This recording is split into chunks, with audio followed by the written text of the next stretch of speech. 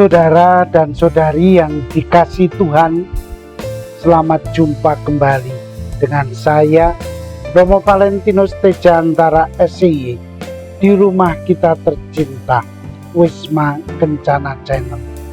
Semoga Anda semua dalam keadaan sehat, sejahtera, dan bahagia. Mungkin sampai sekarang Anda masih bertanya-tanya dalam diri Anda, mengapa ada rumusan janji dalam sebuah perkawinan Katolik? Dan mengapa keluarga Katolik terikat janji untuk mendidik anak-anak yang dilahirkan dalam keluarga tersebut sesuai dengan hukum Kristus dan gerejanya? Pertanyaan-pertanyaan ini tentu dapat dijawab dengan melihat kembali hakikat perkawinan Katolik. Perkawinan Katolik memiliki tujuan untuk menyatukan cinta suami istri serta mendidik anak-anak yang adalah buah cinta suami istri sesuai dengan hukum Kristus dan gerejanya.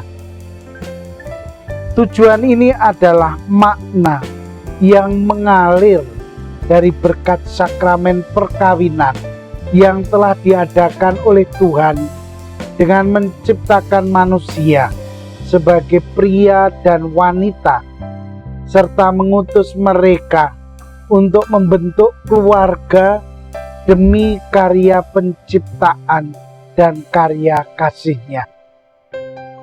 Dengan demikian, keluarga Katolik terikat untuk mendidik anak-anak sesuai dengan hukum Kristus dan gerejanya. Pada tayangan video kali ini, saya akan meneruskan tema umum parenting, menjadi orang tua Katolik yang baik.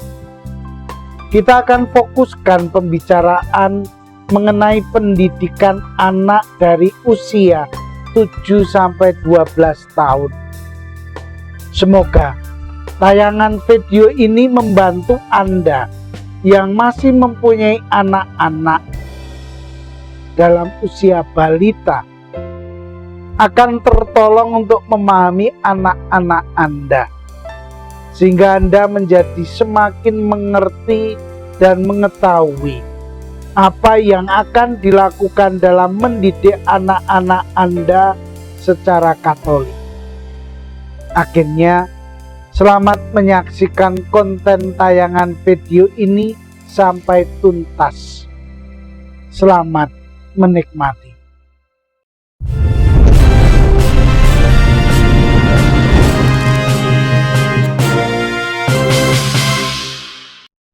Saudara dan saudari yang dikasihi Tuhan, apa yang terjadi pada diri anak-anak kita dalam usia 7-12 tahun? Dari ciri atau kebutuhan umum yang relevan untuk perkembangan rohani, anak-anak kita sudah mampu berpikir abstrak. Mereka ingin masuk hitungan dalam teman sebaya. Mereka ingin berguna dan menyenangkan orang dewasa yang dikaguminya. Mereka membutuhkan penerimaan dan dorongan orang tua, guru, orang dewasa lainnya. Ia ingin mencoba hal-hal baru dan membuat keputusan sendiri. Pokoknya, mereka ingin berdikari dari orang tua, mulai tertarik akan persoalan masyarakat dan dunia. Sumber anutan terbesar dari orang tua ke guru dan akhirnya kelak ke teman sebaya. Hal yang istimewa adalah bahwa mereka mampu menilai baik buruk. Ini sebagai tanda ingin menguatkan citra diri. Sehubungan dengan isu rohani, apa yang terjadi dalam usia ini dikatakan bahwa kehidupan kerohanian mencapai tahap mistis literal. Semua cerita agama dipercaya sebagai benar-benar terjadi dan dianggap suci. Mereka yakin dan percaya menurut huruf, percaya secara fanatik, sangat terbuka untuk agama dan menerapkan semua peraturan agama secara fanatik pula dalam tingkah laku moral, peka dan responsif terhadap kebutuhan orang lain, jauh dan dekat. Mereka sangat rajin dengan segala bentuk kegiatan rohani dalam gereja. Namun di balik itu juga masih merasa cukup peka pada situasi di sekitarnya. Kadangkala merasa bingung dan bahkan frustrasi melihat standar ganda pada perilaku orang dewasa. Para saudara dan saudari yang terkasih, apakah fungsi dan peran orang tua pada anak usia ini? Yang orang tua harus buat adalah peragaan hidup secara real, memberikan teladan nyata, menunjukkan sikap dan perilaku yang tulus. Hal yang sangat penting adalah mengkondisikan dan menyediakan suasana saling mendukung, saling menghargai, saling mempercayai, dan saling menolong. Semua ini akan menguatkan citra diri anak. Angkatlah dan pujilah citra anak muda sebagai yang unik, istimewa, dan unggul.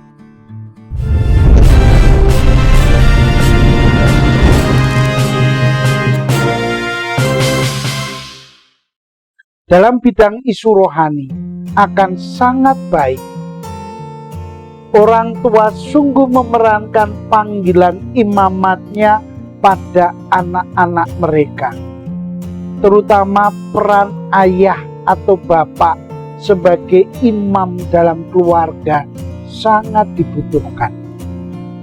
Inilah saat di mana misalnya bapak mulai mengajarkan cerita Alkitab dan mendampingi anak-anak berdoa. Hal ini akan membuat mereka bisa menetralisir fanatisme.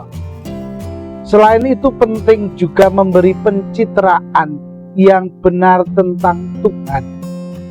Tuhan bukan dukun, Tuhan bukan sulap, Santa Claus, pegawai yang dapat disuap, tukang menghukum, wasit yang pilih kasih.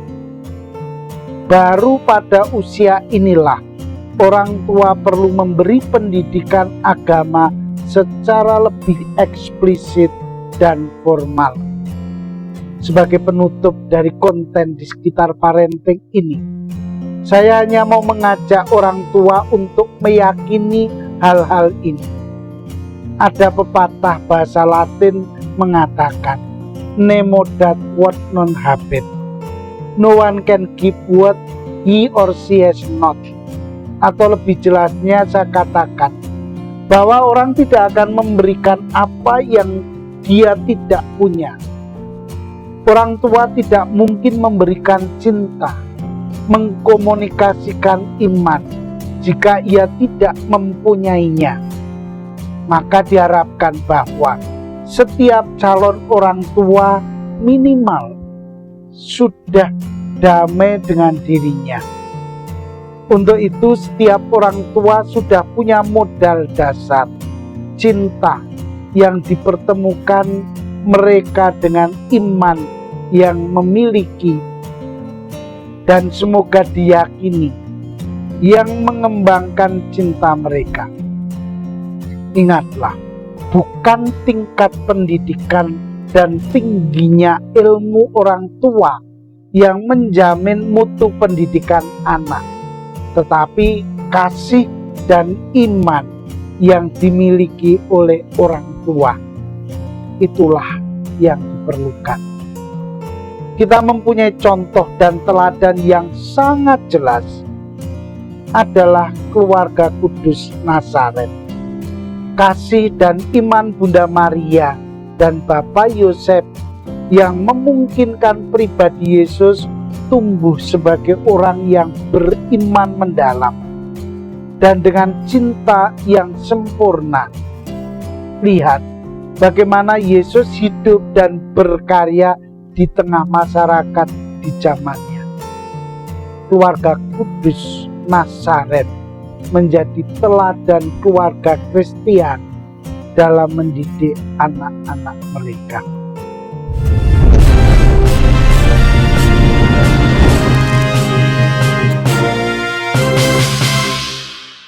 Saudara dan saudari yang dikasihi Tuhan, saya katakan dengan jujur bahwa seluruh pendidikan anak gagal jika si anak menjadi orang yang egois, individualis, tak peduli pada sesama dan kehidupan saat ini.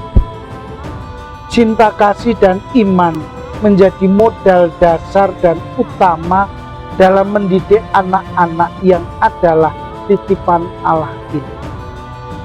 Sadarilah situasi dunia dan keluarga serta manusia yang sudah berubah, yang menjadi tantangan dalam mendidik anak kita di zaman modern ini.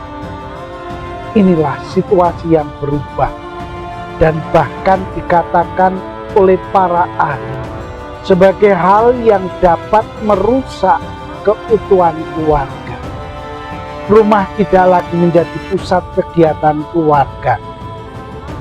Kesibukan orang tua di luar rumah terlalu berlebihan. Informasi dari media massa bisa berpengaruh negatif. Tempat-tempat hiburan yang tidak sehat semakin bertambah. Materialisme membuat orang cenderung mencari yang enak. Budaya instan mengalahkan norma agama dan moral. Tawaran akan barang-barang konsumtif semakin gencar. Maka selamat belajar dan menularkan semangat menjadi orang Katolik yang baik bagi anak-anak Anda semua. Mereka adalah paduan kasih Anda sendiri dan berdua.